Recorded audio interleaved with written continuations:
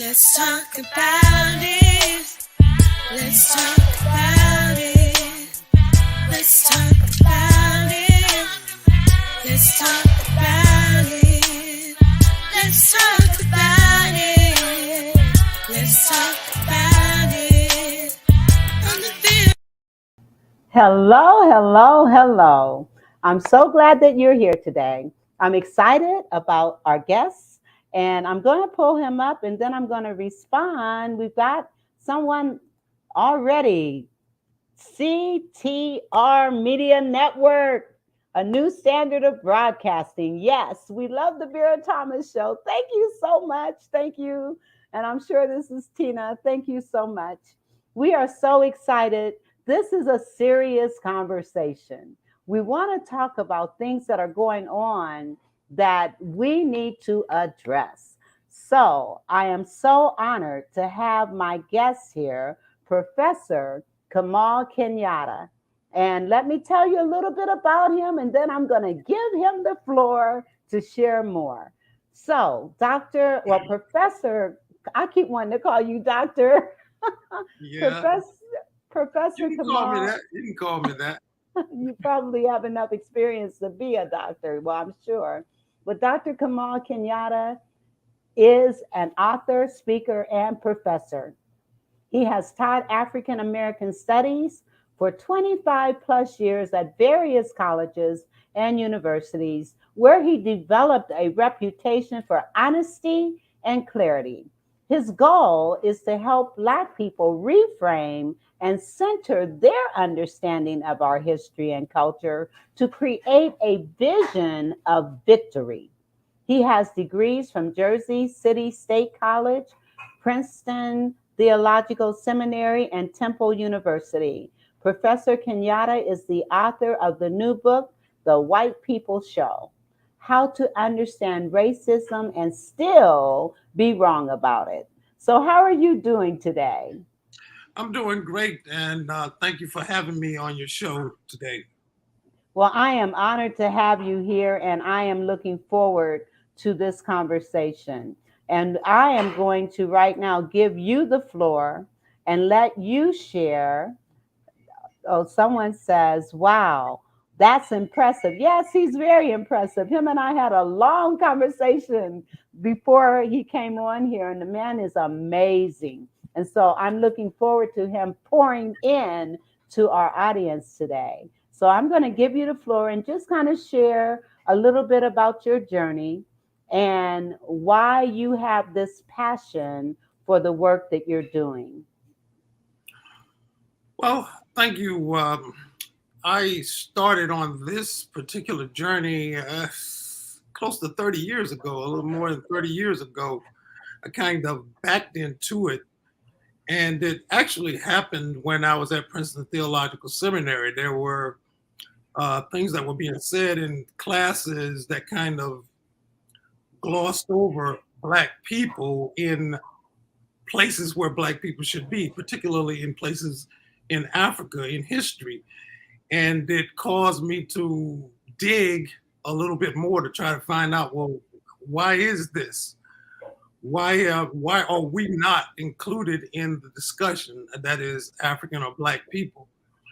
And that started me down, and I began with my two major mentors, Calvin Robinson and Redmond Battle, who are ancestors now.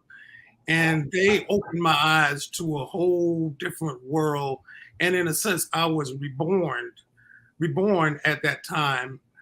And ultimately, I ended up at Temple University with Dr. Malefe Asante in the African Studies department there. And that catapulted me to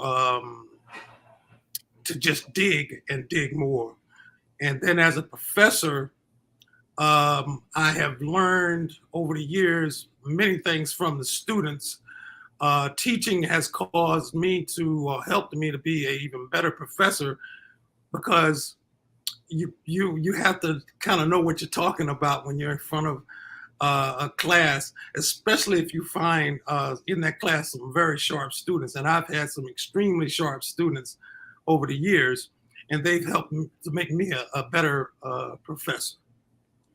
Okay, that's awesome. And I want to acknowledge Kalik Thomas says, I had the same experience prior to attending seminary. So thank you for that comment. And we want our audience to really delve in to this conversation with us. Give us your feedback and how you're feeling about our conversation. Now, I know the topic is racism and fatherhood. So before we even get into the racism piece, let's kind of talk about because I know you've done some work with fatherhood and that kind of stuff as well. So let's talk about that and the impact of your studies as it relates to your involvement with fathers. Okay, I myself am a father. I have a son and 2 daughters, and I have 4 grandchildren. Great, great people. Some of the 4 of the greatest people on planet Earth. And they have been my students as well, especially one of my daughters. Well, both of them, I should say, because they'll push back on certain things that I'll say, and they'll make me think more, and they keep me in the loop of what's going on with the newer generation or younger generation. Fatherhood is something that I take very, very serious. Being in one's children's life is is rewarding, number one, but you want to make sure that they are prepared for the world, what they are going to encounter in the world. And by being there as a father, person having experience, you can help guide them. Now, sometimes they may not want to take that guidance or don't hear that guidance, particularly when they're in those middle teenage years. You're the dumbest person ever. Yes, they know everything. It's like the guy said that, when he turned 21, it was amazing how smart his father became in 7 short years. Yes, yes, absolutely. And so, go ahead. And so I love being a father. I love being a grandfather. Grandfather just takes it to another whole level, for me.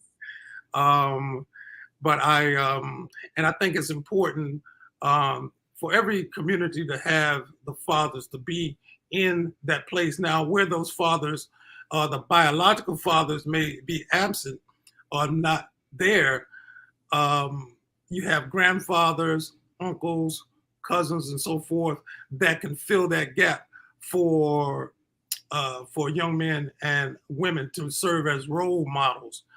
And they need those role models. In the traditional African world, we had what was known as a rite of passage, where young boys and girls went through an initiation and an education to help them prepare for adulthood.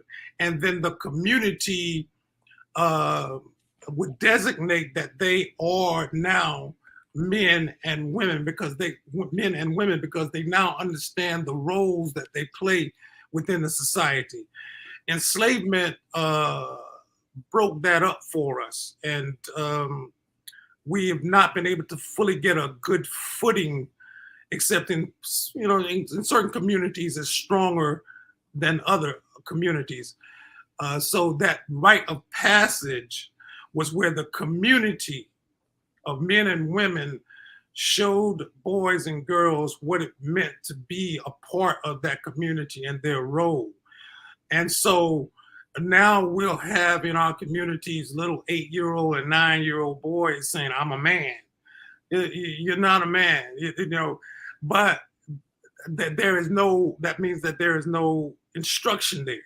There has been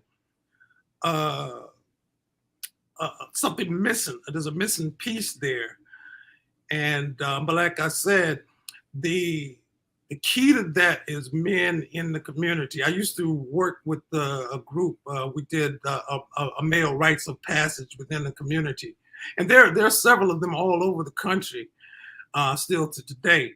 It just hasn't become a national thing. And you can compare it to what happens in the Jewish community, for example, the bat mitzvah and the bar mitzvah for their children. That's what that is. It's a rite of passage where they validate the humanity of those kids or those children, and then the manhood and womanhood of those children, and welcome them into the responsibilities of the community.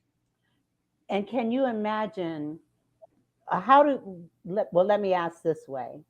If Mhm. our communities were more prone towards the same kind of process, how would things be different?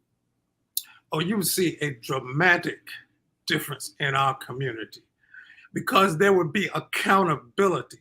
See, every community must have some mechanism whereby people are accountable for their actions within the community and without the community. They cannot just go out of the community and denigrate the community in word or in deed. They would carry themselves, their deportment would be very, very different because they are representing something they feel connected. And see, this is what the gangs have done. The gangs, it's the same concept, it's just misdirected.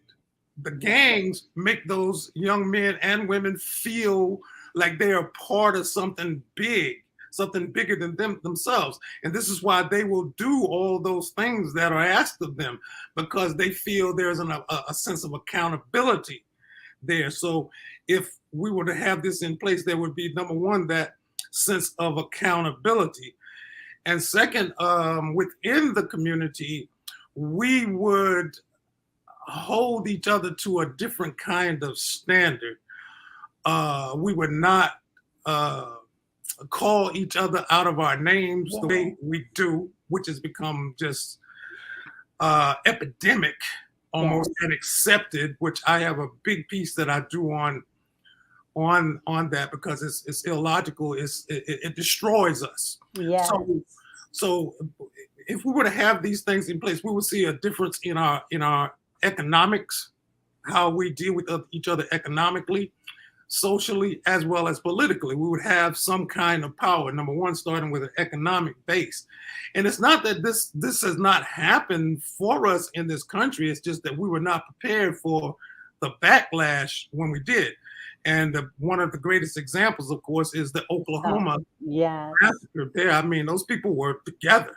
I mean, solid. And there are many communities like that. But we weren't prepared for the backlash. The Honorable Elijah Muhammad always mentioned that whenever you build something, you have to also build into it a way to protect what you've built. And that's one of the things that we have not done. But having this kind of thing, a rite of passage in place, it would completely change the landscape of our people and our experience. Now, are you doing rites of passages in your community right now? No, I'm not involved in any programs right now. If you are in any of the major cities or surrounding the major cities, you can find them all over in Philly, in Newark, Chicago, Miami, wherever we are. I guarantee you, they are there. There is a group of people in those communities that are doing those things. Part of the problem that they have is the financial backing that they need to carry on that program, because most of those people who work in those programs, they're working full-time jobs, they have families that they're going on. This is something that they're doing within the community. That backs me into one of the things that would ultimately change and change the course of our trajectory in this country is our own schools. if we were to have our own schools where it would automatically be incorporated within the school system that we would have. I myself, I grew up in South Carolina. For those in South Carolina, in a farming community with my grandparents. And one of the things that happened, this was before so-called integration occurred. I went to all Black schools, um, Black administrators, Black teachers. So what was I saw us doing stuff in our community. We had plumbers, everything that takes to run a community. We had it. So the vision of what I could become or what I could do was not a question for me. I knew that within that community, I had a certain responsibility because people were held accountable. I remember one time I was about 15 years old and I was hanging out with some older guys and I was drinking some wine and we were at the store. 15? Huh? You were 15? I was around 15 years old. Yeah, I was hanging out with Drinking some wine. guys, Okay.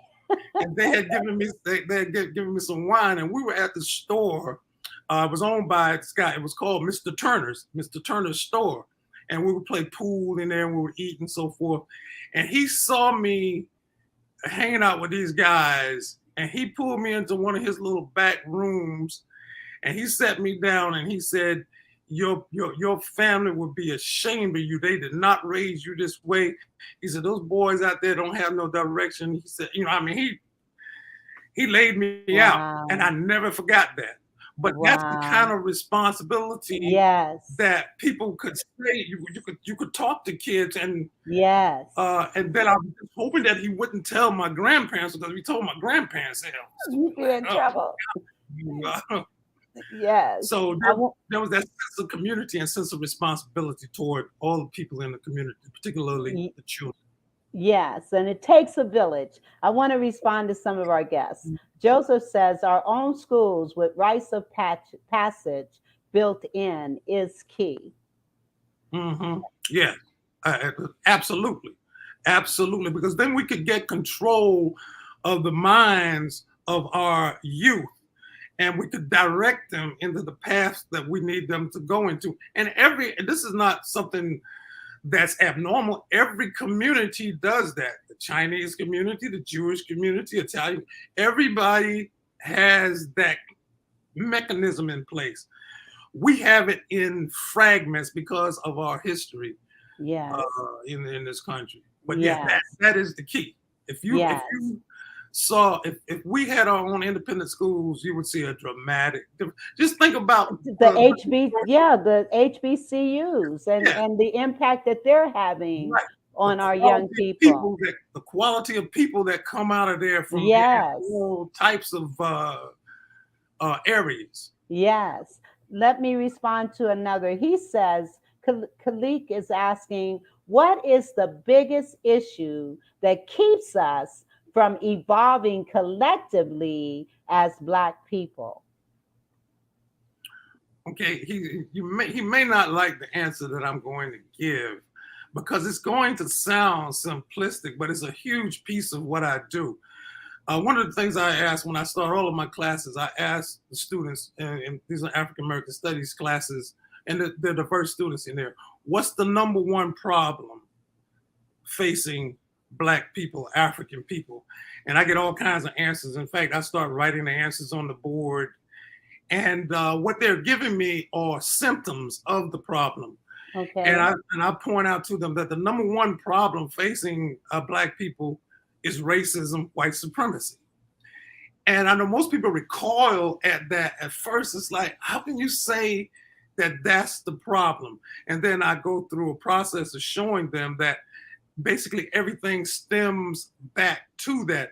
Now, that is not to say that we are not responsible by any measure.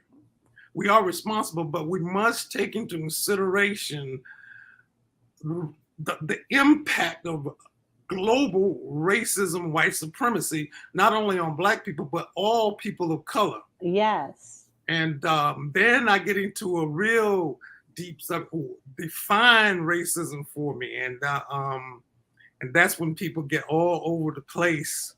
And that's why I wrote the book that I wrote. Now, the Yes. book is actually lessons that I teach in the class. Because what happened when I first started bringing this up, I was teaching Introduction to African Civilizations 1 and 2, African American History 1 and 2, and so forth. And then they asked me to teach a racism sexism class because they wanted to have everybody at William Patterson University, where I was at the time, to have this exposure. So I said, yeah, I'll teach a class. And so I went into the class thinking, people know what racism is. And I'm talking, and I would hear them say certain things. I'm like, that's not racism. What you're talking about, that's not racism. And so then I started asking the students, define racism for me. And then they would give me these things, and I'll be like, no, that's not racism. Let's hear what our audience would say to those questions. Okay. So Okay. I'd like for the audience to respond to, what do you think is the biggest issue that keeps us from evolving collectively? And what is racism?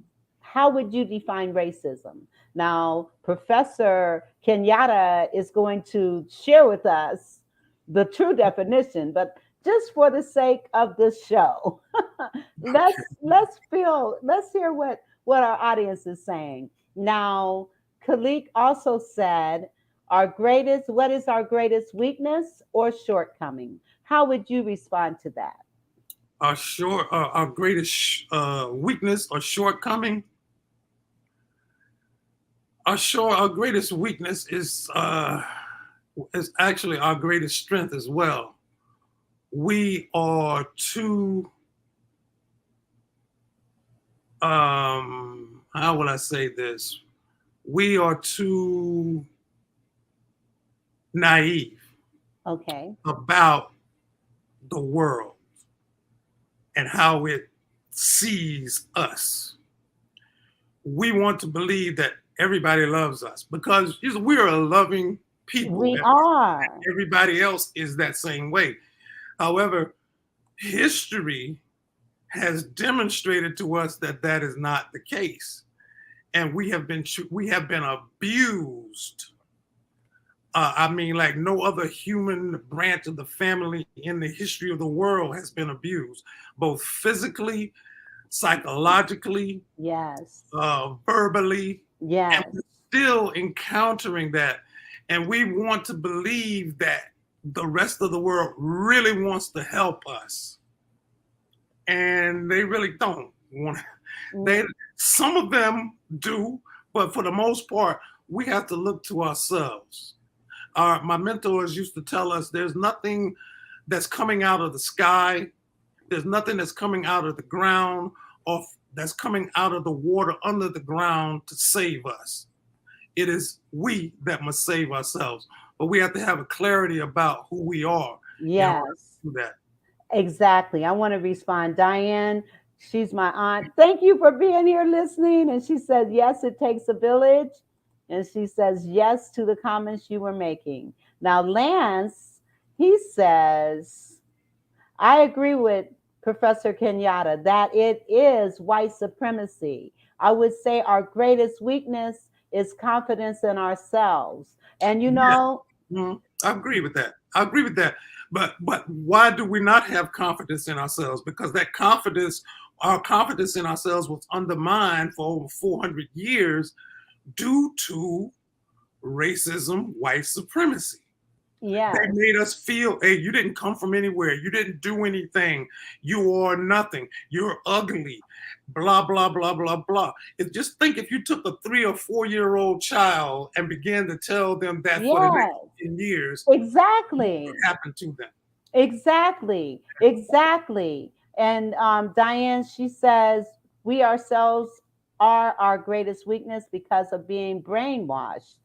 Um, Mm, yes, and love you too. Thank you. And yeah, then Khalik also says, I agree with the professor. It is, oh, did I read that? Okay.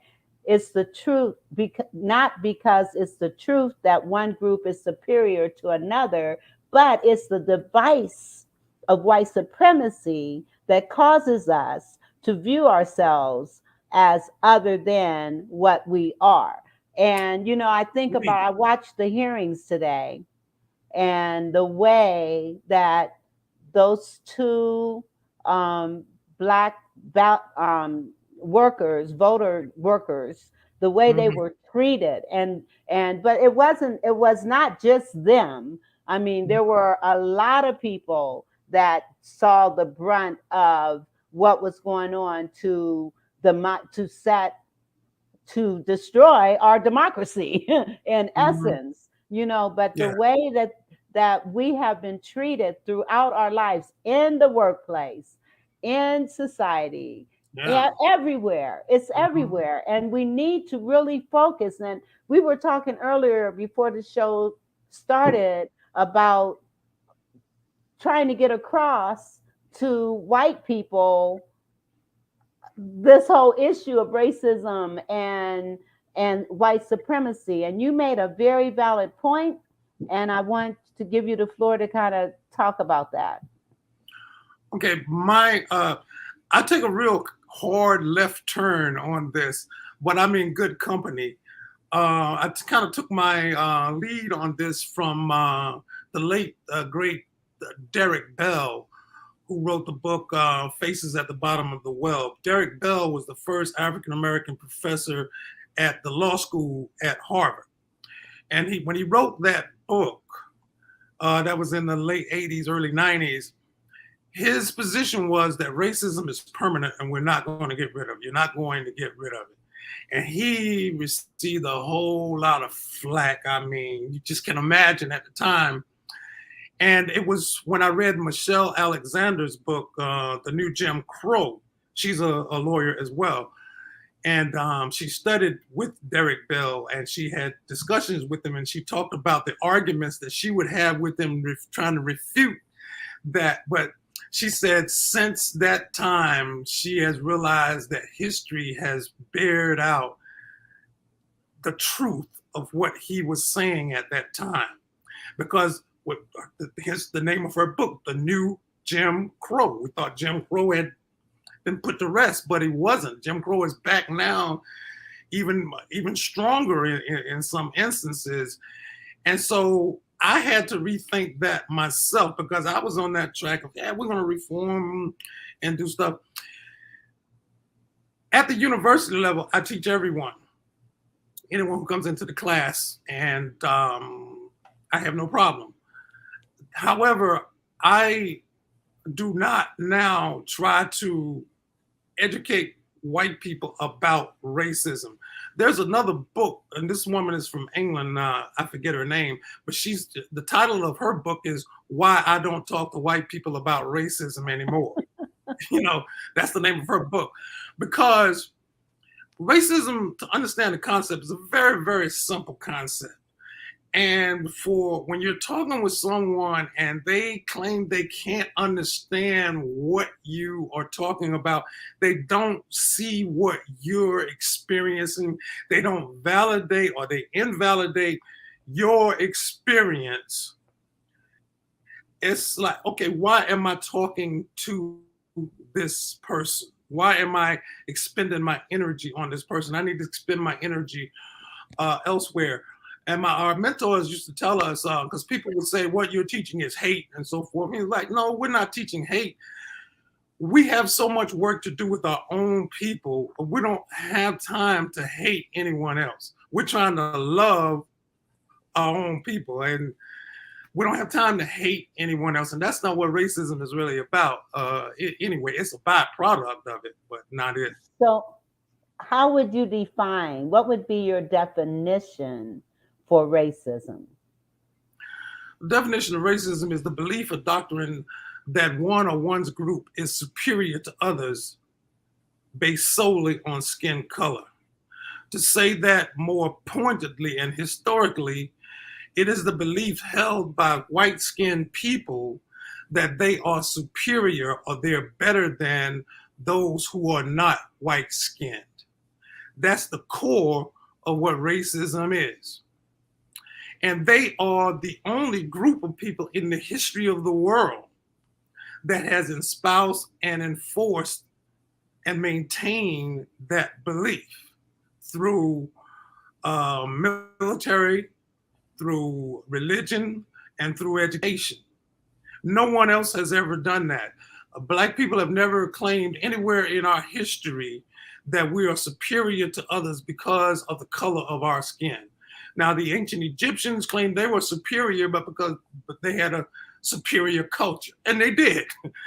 The Japanese claim they are superior because of their religion, Shintoism. They don't claim that they're superior because they are yellow or the color of their skin. The only group of people that has ever done that has been those who classify themselves as white skin. And in my book, I go through the history of looking at that. And part of why I had to look at that, because what you will hear now is that, well, everybody is racist. Everybody can be racist. I'm like, no, I remember the first time I saw this, I'm looking at television, and the commercial came on.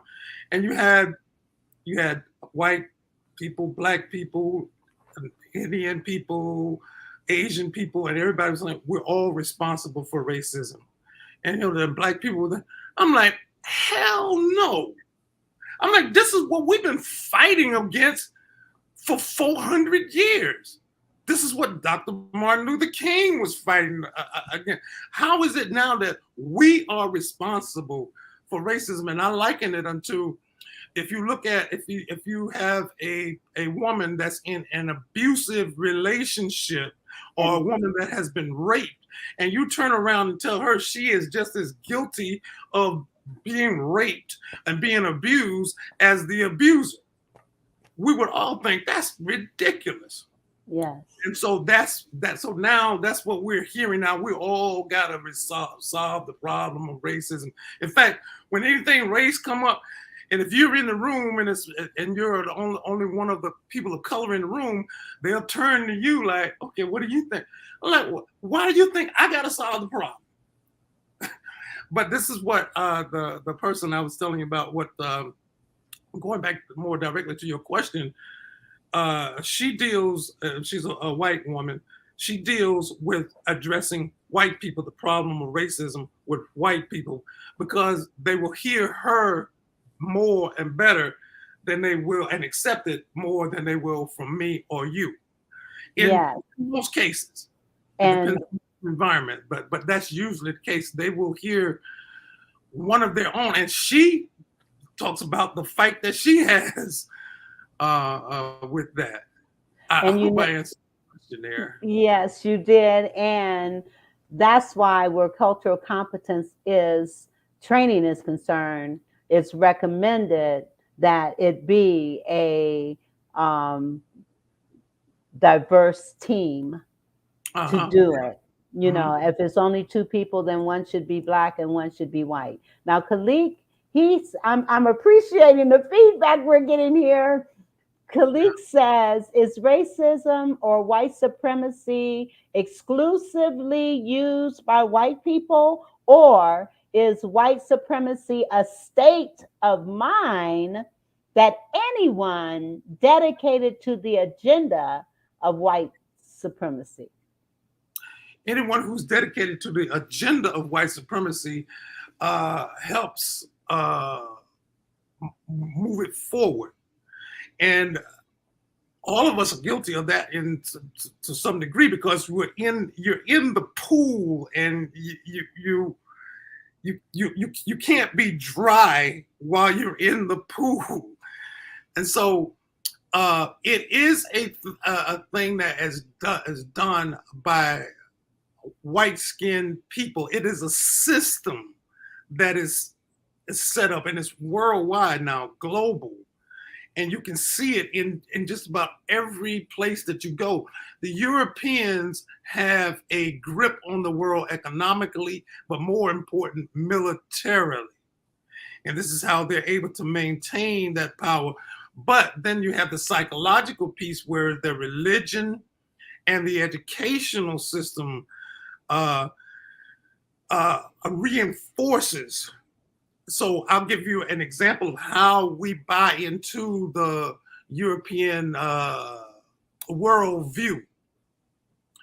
If someone says, I listen, my children are learning classical music, my response is, whose classical music are they learning? Because the assumption is that Beethoven, Bach, Mozart, and so forth, which is European classical music. African people have classical music. Indian people have classical music. Whose classical music are we talking about? So the assumption is, well, it's the white people's. Well, so when we say history, I'm studying history. Well, whose history are you studying? Because in the school system, white people's history is history. But when it comes to African Americans, to us, well, African American history, Indian history, Puerto Rican history, we have to become particular. Right. And that's general. Okay. And so that's some of the ways in which white supremacy filters into us without us knowing it. One last example, and I use this one. I was talking to a black person, a brother, a sister, and they were like, "Oh yeah, right. my cousin, he's the black sheep of the family." I'm like, "Well, what's the color of the rest of your family?" Well, we all black. What's wrong with him being the black sheep of the family? There is nothing unusual about that. That is the language of a European worldview in the mouth of a black person. Because if we were to think logically in our location, we would say that person is the white sheep of the family. That means they deviate from the norm, our norm. Okay. Yeah. So in those kind of ways, racism, white supremacy seeps into every area of our lives. Yes. Now, Khalik says, and then we're going to take a commercial break, but he says, how is religion used as a vehicle to push white supremacy forward? Think about that, and we'll come back with an answer, but let me acknowledge my sponsors. So let me play this. If you are a business owner or entrepreneur and you're looking for a way to share your mission, your purpose, your products and services literally with the world, faster, safer, and easier, making your brand accessible to millions from the comfort of your home, well, I want to encourage you to join our Learn How to Start a Podcast and Monetize It class. Why? Is because this was designed for entrepreneurs like yourself as a platform to provide you with the knowledge in order to not only start a podcast, but successfully launch it. And then the third key, which is helping you to understand how you can monetize your podcast. As you are impacting the world with good, you can also build multiple streams of income from this one podcast and share your story, mission, and purpose literally with the world. So on today, I want you to go ahead and click CoachTinaRamsey.com to join our podcast class today.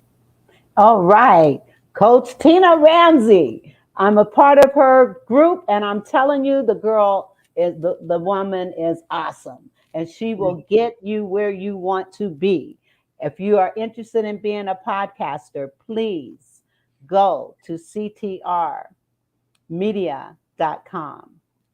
Yes. Okay. Now I have one more. Let me do right quick, and then I'll come back.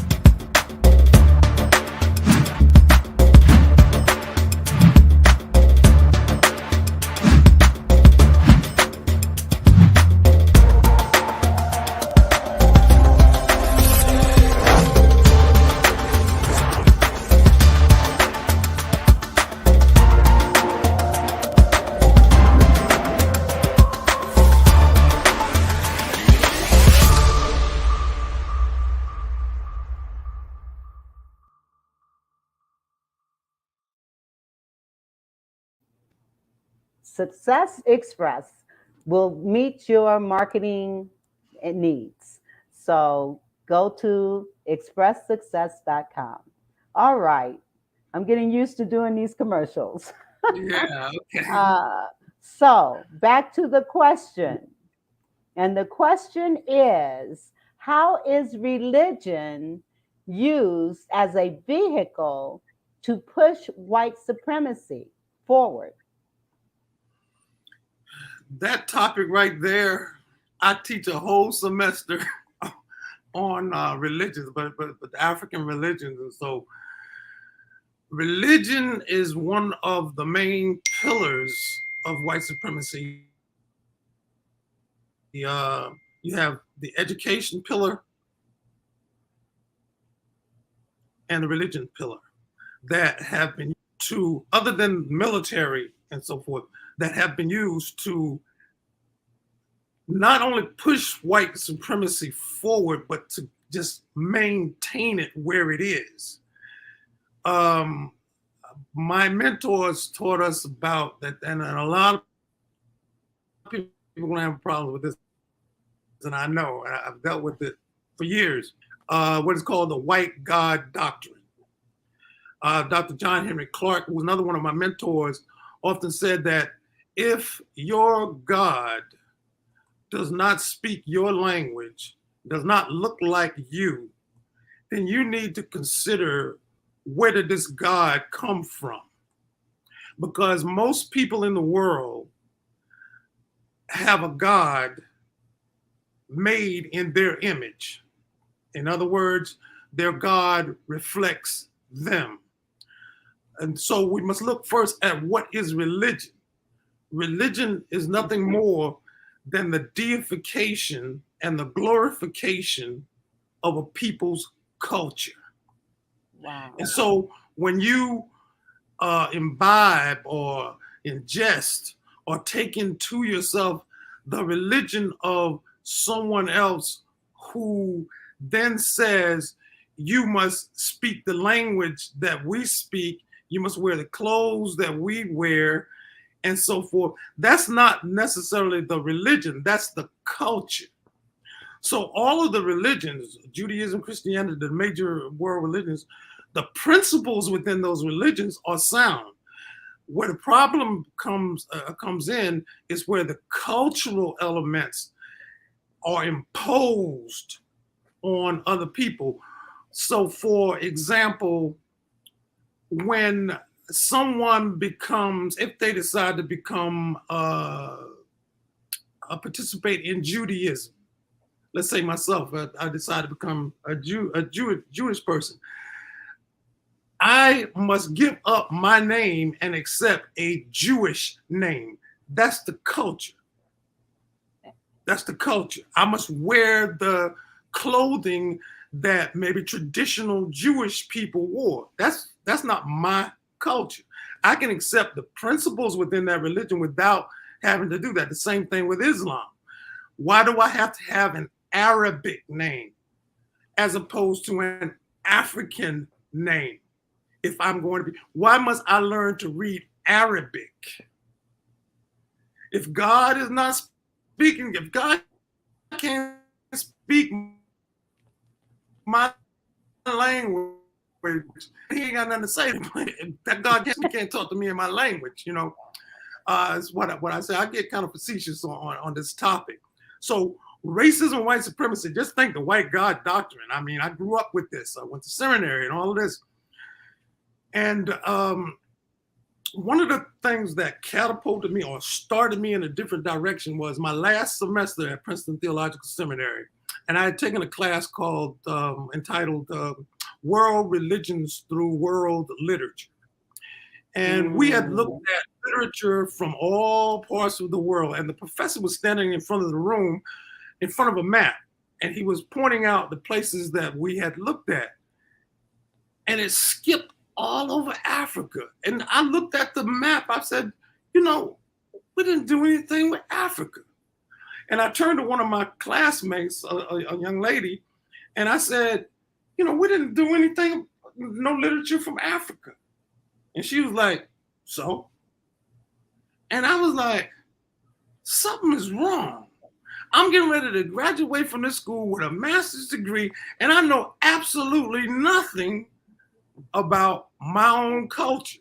I know about Jewish culture, Chinese culture, Japanese culture, but nothing about African culture. Wow. And Wow. I know I got to change up here. I got to find out what's going on. So Yes. religion is one of the central pieces of white supremacy. If you notice, the KKK and the skinheads, what is their religion? Christianity. Yeah. You know, that's a big subject. That's a big subject there, and I know it can make the hair stand up on people's neck. But you know what? Understand These are things we need to discuss. Let me go to what some of the comments are from our audience. We got some things coming in. This is great. Okay, Lance, he says, would you say that capitalism is a byproduct of white supremacy? Yes, you have to look at, that's where it came out of the white world, the European environment. It came out of that. And this is why I say that it's important for us to go back to the time and place before our enslavement. Yes. To look at what we were doing. You had these major empires in West Africa, for example, the Ghanaian Empire, the Malian Empire, the Songhai Empire. So we have to look at, well, what were they doing economically? Because we think now that there's only capitalism and Marxism and so forth. Both of them, by the way, come out of a European. They solved European problems, and we know now, historically demonstrated, that many of the African countries, the African leaders who have tried to incorporate Marxism, for example, and I just use that, it didn't work in the African environment because it was not addressing the problems that African people had. We have to create a system that answers our problems, not the problems of others. Then we may be able to borrow from them, but we must ultimately create our own. We must have our own economic view of the world. And if we were to actually know our history from Africa, that would be the base for us doing that here. But they try to negate and deny and obliterate everything that we were all about. Felicia says, "Good evening, Queen and King." Hi, Felicia. They didn't try. They did. Khalid says, "Boom." They didn't try. They did it. Yes, they did. Yeah. Now, Tammy, she says, do you feel that teaching critical race theory in school is important for the next generation moving forward? I would say absolutely, but let me ask the expert. Yeah, well, it depends on what you mean by critical race theory. Yes, if you're talking about an inclusive, not only history, but an inclusive curriculum that helps you to understand the whole. See, what has happened to all of us, we have been taught we have a pie, but we've only been taught one part of that pie. Yes. As though there is no other part of the pie. Or if you want to expand it and say, there's been only one kind of pie. My favorite pie, apple pie. That's all there is. There's no such thing as potato pie, pumpkin pie, lemon pie, custard pie, banana pie. But there is, just think about the way I was educated, yourself, when they said in 1492, Columbus sailed the ocean blue, you get the perception from that whole story that the rest of the world was just in wilderness and darkness and so forth. Right. And that is not true. When you No. go to Africa, for example, the Songhai Empire, one of the greatest kings of Africa, Suniali Bear, died in 1492. And his death was commemorated in Africa, in Europe, and in Asia. But not But here. most people don't know anything about him. Wow. And You know? Khalid, he says, brothers say it. And Felicia, she says, systemic racism is the root from which this country was made from. Unfortunately, we as Americans have suffered discrimination on every level, and it was designed to keep us as the permanent lower class for which everyone can prosper off of us. Couldn't say it. I couldn't say that better. I could not say that better, because that's exactly what happened. This country rose to the position it did in the world because of what the labor, Yes. free labor of Black people, Yes. particularly when the cotton gin was invented. When the cotton gin was invented, it changed the story. America became the cotton king of the world. And that was from free labor of most of our ancestors. Yes. Which we don't reap any of the benefits from Right. that. So now I don't want to leave the impression that, okay, we talk about racism. Yeah, it's the problem, yada, yada, yada. But so what do we do about it? Yes. But before you answer that question, Okay. Diane says using the Bible has been the way to hold the Black slaves down and keep them submissive. And then you can respond to that and this. Quistan says, what difference in the mentality of those who have experienced settlers colonialism versus colonialism? What's the difference? Settlers, okay, between the settlers colonialism and versus just plain colonialism. So you understand? If I understand that correctly, he means what's the difference between those who practice colonialism and settled in the country where they practice colonialism versus those who practice colonialism in places and they were someplace else. Okay. There is virtually no difference because they employed the same tactics. In fact, the ones who practice the absent colonialism, and I have a problem saying the word because people say, why do you say absent? My daughter told me the other day, she said, Daddy, don't say that word because you sound like a Southern. That's how I say it, absent, okay? The ones who practice absent colonialism were even better at it because they were able to accomplish that without being there. It's like having being an employer of a business running without you having to be there, but you still reap all of the benefits. That's so there. As in my thinking, there is no difference in terms of the outcome, because the outcome was that it disabled us. It destroyed our confidence in ourselves. Yes, and Felicia says we overcome and excel. Beg your pardon? What did you say? Okay. Well, there was a question about the Bible. I said, yeah, I agree with that person. The Bible, the principles within the Bible, the Bhagavad Gita, the Quran, and any other holy book you look in, there's only one story that's being told, but it gets mixed up with the cultural pieces.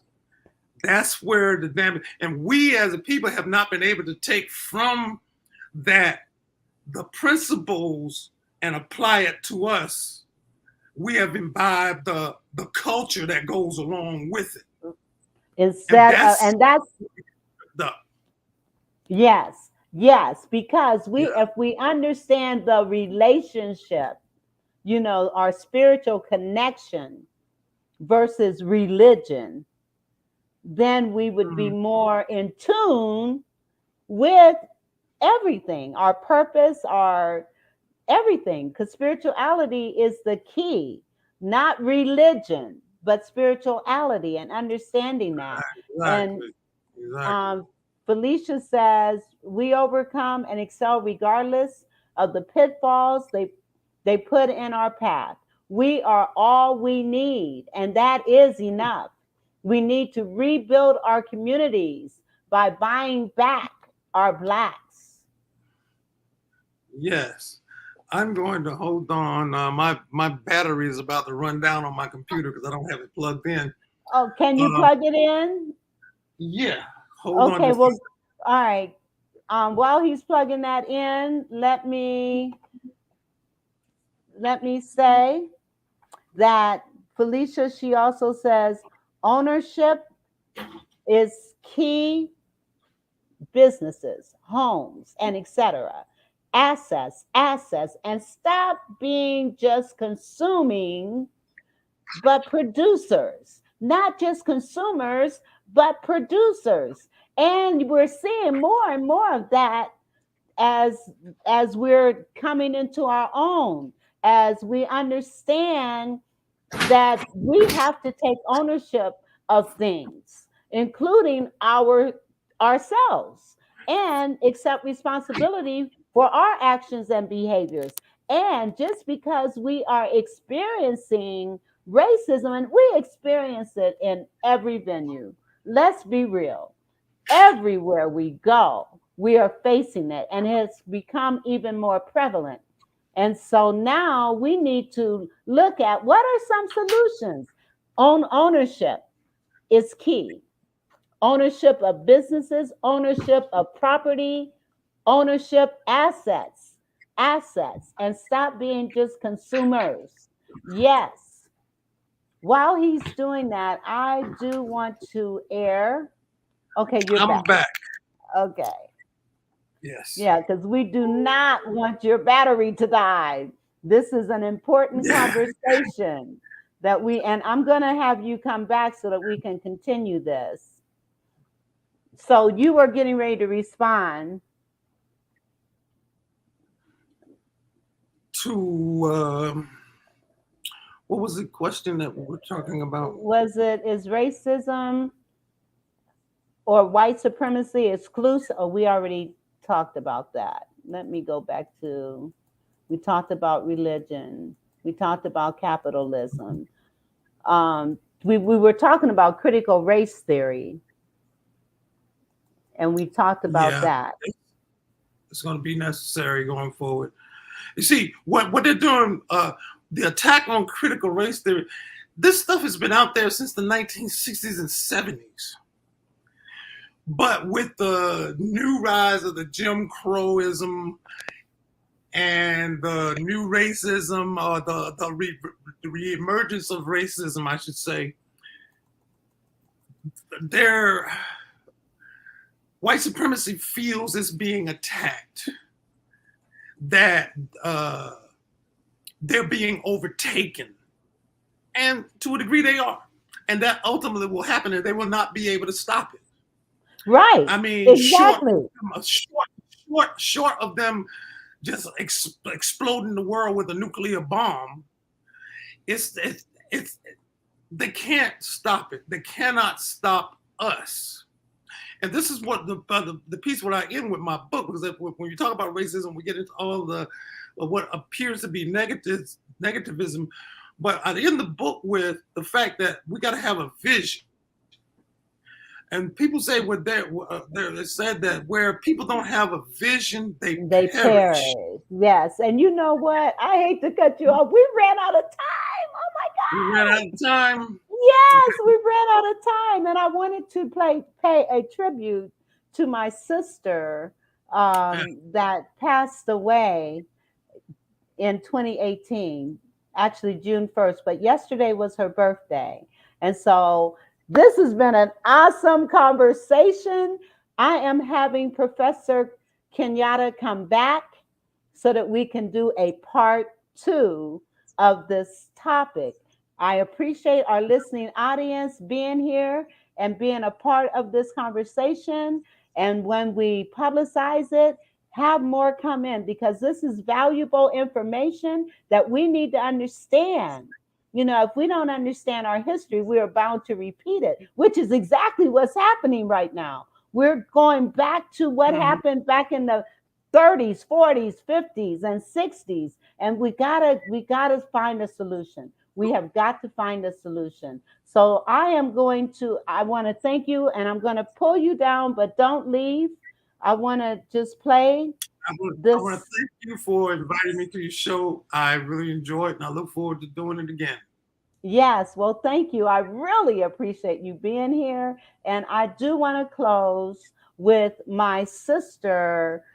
This was her last time in church and performing, and she actually sang at this service. And so I'm going to close our program with her. So thank you all for being here. Thank you for listening, and we will see you next week. And as God is able. Yes. He is. And I'm telling you right now, that song just sticks in my head. And it plays over and over. And no matter what happens with me, you know, God is able. If He's going to heal you on this side, He's going to heal you on the other side. So I don't have any fear. But I'm just keeping the faith that He is able to do what He said He would do. And I'm going to try my best to sing this song. I don't know all the words. All right, sing what you know. But what I know, I'm trying to hope you understand. God is able. God is able. God is able. And He won't fail. God is able. God is able. God is able. And He won't fail. He can move mountains out of my way. Doors will be open with only a word. He says, my God is able. God is able. My God is able. And He won't fail. The Vera Thomas Show. The Vera Thomas Show. The Vera Thomas Show. The Vera Thomas Show. Let's talk about it. Let's talk